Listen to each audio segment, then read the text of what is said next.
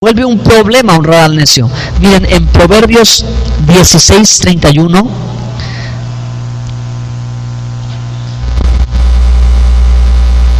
Proverbios 16:31, dice la Biblia: corona de honra es la vejez que se halla en el camino de justicia. Corona de honra. Así que, hermanos, los años que Dios nos concede son, ¿verdad?, una bendición, ¿ok? Corona de honra es la vejez. En toda la historia de Israel, siempre, ¿verdad?, siempre tenían por costumbre que cuando una persona anciana llegaba a un lugar, todos se levantaban, ¿sí? Siempre el respeto, ¿verdad? Porque eso surge de un versículo en la Biblia donde dice, ¿verdad?, que Dios honra las canas, ¿sí? Así, Dios, si a las personas por su edad deben de ser mayormente respetadas, ¿ok? Vamos a ver en Proverbios 21:21, ¿qué dice la Escritura? El que sigue la justicia y la misericordia hallará la vida, la justicia y la honra. Entonces, si nosotros, hermanos, aprendemos a caminar con este principio, y es como dice el título de una película, es cuestión de honor. Y el honor es uno de los valores que tenemos que mantener vivo, porque en estos tiempos se ha perdido completamente, como tantas cosas que ya se han perdido, ¿ok? Y que esta generación ha olvidado por completo. Pero sin embargo, estaba yo leyendo que las películas que se han hecho, en las que se ha evocado, ¿verdad?, el honor, han sido las películas que más impacto han causado en toda la historia del cine. Las películas de las historias donde el asunto de la honorabilidad, del respeto, de la honra está en juego y es toda la trama de la película, han sido las películas que han causado mucho impacto en el corazón de la gente, ¿sí? Así que esas historias donde está el guardar la dignidad, ¿ok?, y donde se trata de ser la honestidad y todo ese tipo de cosas, han dejado una huella o un impacto profundo en la vida de la gente, ¿no? Entonces nosotros no debemos de olvidarlo. Debemos de honrar a las personas por su experiencia, por su sabiduría y por su testimonio también, ¿verdad? Entonces, estamos condenados a cometer errores, es parte de nuestra naturaleza humana. ¿Para qué agregar aquellos que podríamos evitar? ¿Para qué agregar los errores que podríamos evitar? No tiene ningún sentido, ¿verdad? No tiene ningún caso. Muchas veces los hijos, ¿verdad?, en la etapa de la adolescencia quieren experimentar y terminan cometiendo los mismos errores que los padres cometieron. Pero pues eso también es un error, ¿no? No es cierto, es un error. ¿Por qué? Porque no se estima, porque no hay honra, porque no hay respeto, porque no hay el escuchar la experiencia de otra persona. Y no debe de ser eso. Tienes que buscar personas realmente sabias, unirte a ellos y hacerles una lista de preguntas cuando se presente la oportunidad. Fíjense lo que puede suceder, que si tú vives cerca de personas sabias y haces las preguntas correctas, lo que puedes alcanzar en 5 años, lo que puedes alcanzar en 20 años, lo podrías alcanzar en solo 5 años. Hermanos, no tenemos tanto tiempo en este mundo como para poder vivir en prueba y error. Los jóvenes, ¿verdad?, esa etapa de la vida, ¿por qué no aprovechar estar cerca de personas sabias? ¿Ok? Bueno, leo aquí, dice: necesitamos consejeros. Nadie construye un rascacielos sin los consejos de un experto, y menos sin los planos. Pero la vida es mucho más complicada que construir un rascacielos, o más complicada que hacer una cirugía de corazón abierto. Nunca soñarías en llevar a cabo una cirugía de corazón abierto usando solamente un sistema de prueba y error. ¿Qué sucedería si alguien practicante se animara y dice, pues vamos a hacer la prueba? Se muere el paciente, ¿verdad? El resultado va a ser una demanda contra esa persona, porque no puedes hacer el trabajo de prueba y error. Entonces, dice, ¿por permitimos que nuestra vida personal sea así. ¿Acaso nuestra vida es menos importante que otra cosa? O a lo mejor construir un edificio es más importante que nosotros a vivir en la manera que tenemos que vivir. No, ¿verdad? Nuestra vida es muy importante, ¿ok? No podemos, como dicen por allí, arriesgarnos. No puedes arriesgarte, ¿verdad? Hay veces en las que tienes que ser arriesgado, pero porque sabes, pero no podemos vivir en prueba y error, ¿no? Pues vamos a ver qué pasa. Como muchos matrimonios, oye, pues vamos a ver qué pasa, y si no funciona, pues nos divorciamos y se acabó. Pero no es así, eso es un error. No puedes decidir de esa manera. Si pudieras conocer a alguien sabio el día de hoy, ¿qué le preguntarías? Piensen por un momento. Si ustedes pudieran conocer a alguien sabio, ¿qué le preguntarías? ¿Qué sería lo primero que te acercarías y le preguntarías? Sigo aquí. Cuando encuentres a alguien, cuando te encuentres con alguien que posea sabiduría, toma referencias. Por ejemplo, eso nos va a ayudar a saber si realmente es sabio. Estas referencias son lo que decíamos: experiencia, testimonio, sabiduría. Revisa sus credenciales, pon a prueba su sabiduría. ¿Cómo se pone a prueba la sabiduría? Con preguntas y más preguntas, ¿ok? Ahí es donde se pone a prueba la sabiduría. Averigua si vive honestamente y coherentemente con su sabiduría. Después, date cuenta de sus antecedentes, averigua quiénes son sus maestros y asegúrate que sea parte de una comunidad respetada.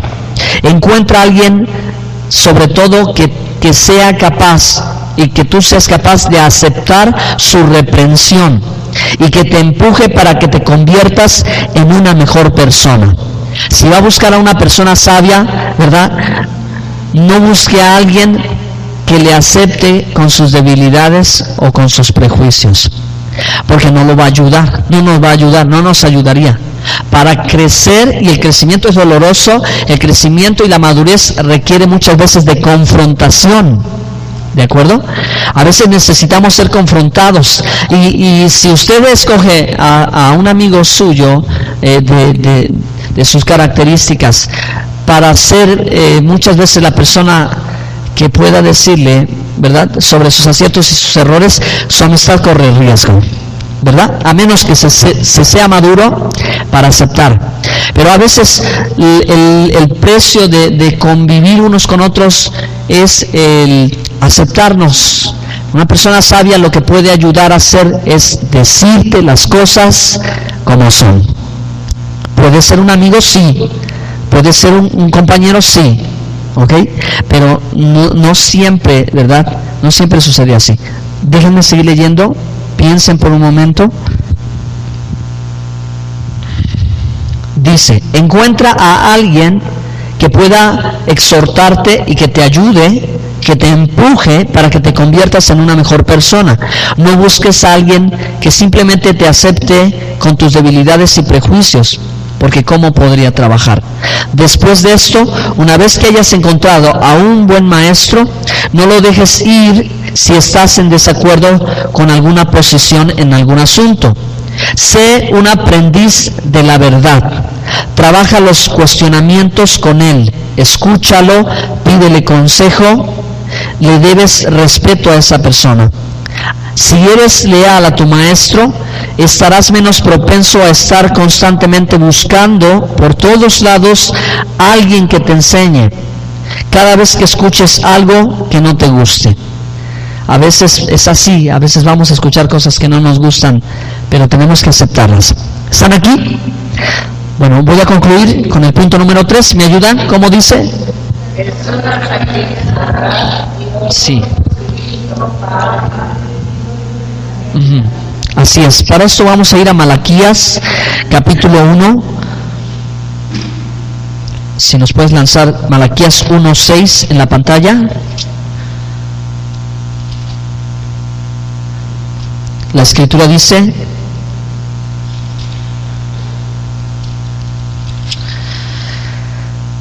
el hijo honra al padre y el siervo a su señor. Si pues soy yo Padre, ¿dónde está mi honra? Y si soy Señor, ¿dónde está mi temor? Dice Jehová de los ejércitos a vosotros, oh sacerdotes, que menospreciáis mi nombre y decís, ¿en qué hemos menospreciado tu nombre? Hermanos, si Dios es nuestro Dios, si Dios es nuestro Padre, merece ser honrado. Entonces, hermanos, aquí con eso podemos comenzar a pensar, ¿verdad?, de a quiénes debemos de honrar.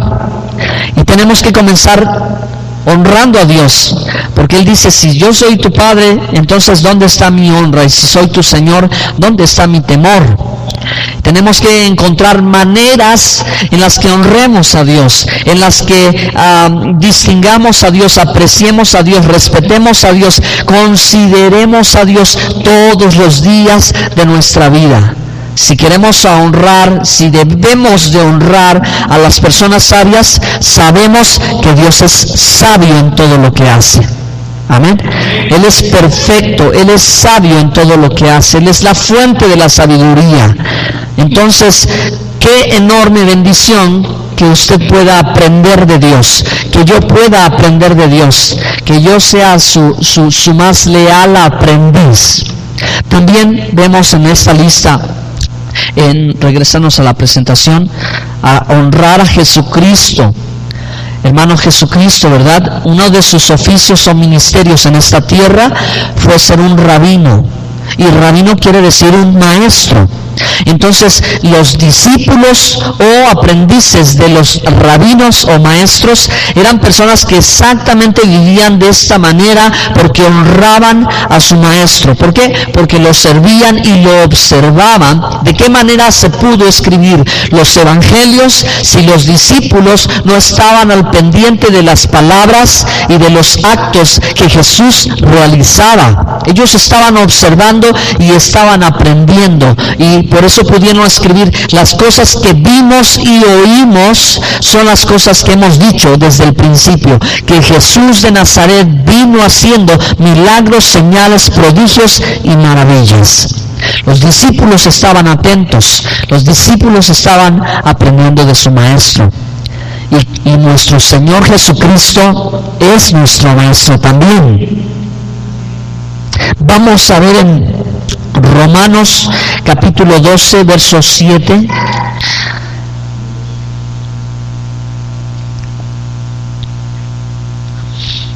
Romanos 13, 7.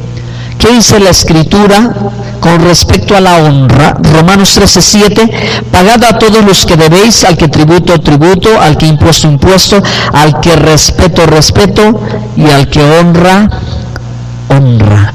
Entonces, debe ser parte de nuestra manera de vivir.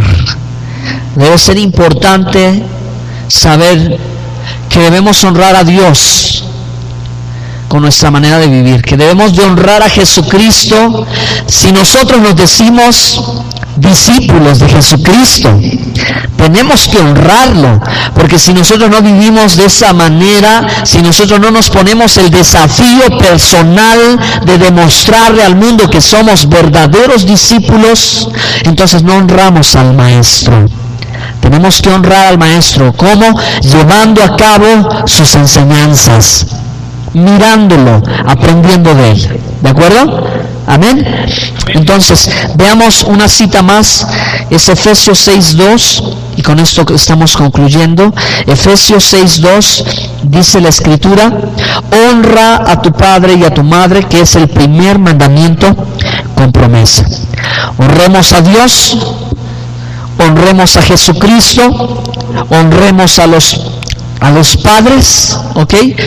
En la Escritura hay dos sentidos de la paternidad. La primera es la paternidad biológica, ¿sí? Y la segunda es la paternidad espiritual. Una definición sencilla sobre apóstol es padre, ¿ok? Se entiende como una persona que tiene paternidad espiritual. Y es sencillo poder entender el carácter espiritual de la paternidad de Dios en un hombre, como lo es, ¿verdad?, la paternidad natural. ¿Qué hace un padre con su hijo? Una de las tareas más importantes es educarlo. Además de cuidarlo, además de protegerlo, la educación, ¿verdad?, hacia un hijo es una manifestación de la paternidad. Entonces, esa es una de las tareas importantes que tiene que ver el ministerio apostólico hoy en día, porque esa es una de sus características. Debe de educar, y educación, hermano, no siempre, ¿verdad?, resulta sencillo. A veces la educación requiere de mucha disciplina, ¿sí?, de corrección, de llamada de atención, de poner un freno, y también, ¿verdad?, de dar una recompensa. Entonces, ¿por qué tendemos a no reconocer la sabiduría de nuestros padres?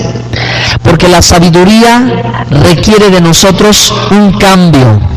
Necesitamos un cambio.